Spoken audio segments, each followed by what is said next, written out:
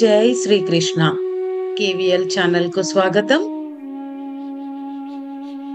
తత్రాపశ్యత్ స్థితాన్ పార్థః పితॄనధ పితామహాన్ ఆచార్యాన్ మాతులాన్ భ్రాతॄన్ పుత్రాన్ పౌత్రాన్ సఖీంస్తథా శ్వశురాన్ సుహృదశ్చైవ సేనయోరుభయోరపి.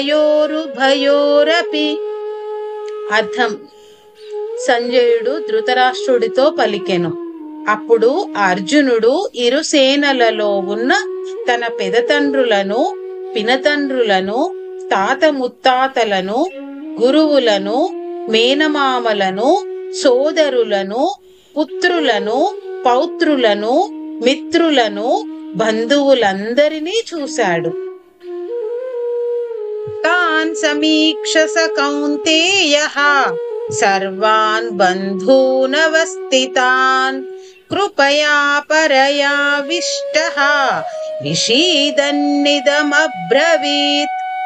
అర్థం: సంజయుడు ధృతరాష్ట్రుడితో పలికెను. యుద్ధభూమి యందు తన బంధువులందరినీ చూసి కుంతిపుత్రుడైన అర్జునుడు మిక్కిలి దయతో దుఃఖిస్తూ ఇలా అన్నాడు. అర్జున ఉవాచ దృష్ట్వేమం స్వజనం కృష్ణ యుయుత్సుం సముపస్థితం. అర్థం: అర్జునుడు శ్రీకృష్ణుడితో పలికెను. ఓ కృష్ణ, యుద్ధానికి సిద్ధంగా ఉన్న నా బంధువులని చూసి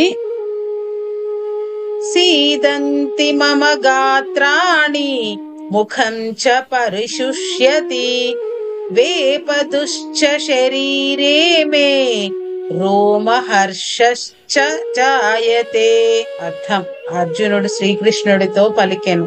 నా అవయవాలు తడబడుతున్నాయి, నోరు ఎండిపోతున్నది మరియు శరీరమంతా గగుర్పాటుతో వణుకుతున్నది.